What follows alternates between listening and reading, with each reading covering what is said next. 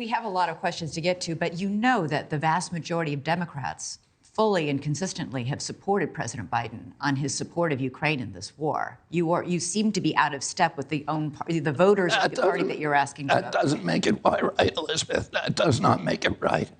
We need to be a moral nation. We need to restore our moral authority around the world. If every Democrat is against me on that, I'm still going to say it. I'm going to tell people the truth. And our leadership. And you think giving part of Ukraine to Putin is restoring our moral authority? I didn't say giving part of the Ukraine to Putin. Putin agreed originally to leave Ukraine alone if we signed the agreement. So, Putin was not demanding any part of Ukraine, even though the ethnic Russians voted 90-10 in the Donbass to join Russia. He said no. Oh, I don't know what the negotiation would look like exactly, but I know what they agreed to before, and it was a reasonable agreement. They just did not want NATO to go into Ukraine, and we said we don't care. By the way, when we originally said that we were going to do this, George Kennan, who is the most important diplomat in American history, he was the architect of the containment policy after World War II. He is a deity in American statesmanship. He said, if you go into the Ukraine, you're going to force the Russians to have a violent response. William Perry, who was Bill Clinton's Secretary of State, said, if you go into the Ukraine with NATO, I'm going to resign because you are forcing the Russians to retaliate violently. And William Burns, who is now the head of the CIA, was then the U.S. ambassador to the Soviet Union, said the same thing.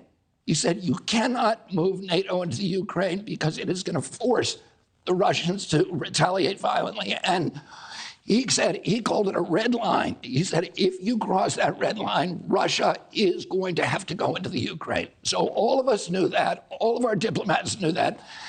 And the comic book depiction that the American people have been told by their leadership, I want to tell you something. The seats that you're sitting on today, do you know who first had put those seats in here? The very seats you're sitting on. Donahue, Phil Donahue. Phil Donahue was the most important, the most popular daytime host. And do you know what happened to him at the height of his popularity?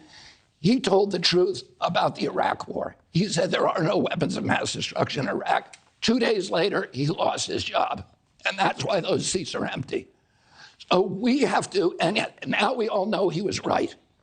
So what I'm saying today, I know 10 years from now, everybody's going to understand this is the truth. We have been lied to by our press, by our government, and we need to start hearing the truth, and we need to stop paying attention to these comic book depictions that say there's bad guys and good guys, and America's always the good guy, and we never make mistakes. We have to understand there's nuance, there's complexity in our relationships, and we need to be able to put ourselves in the shoes of our adversaries if we're going to have true peace in the world, which we all want. All right.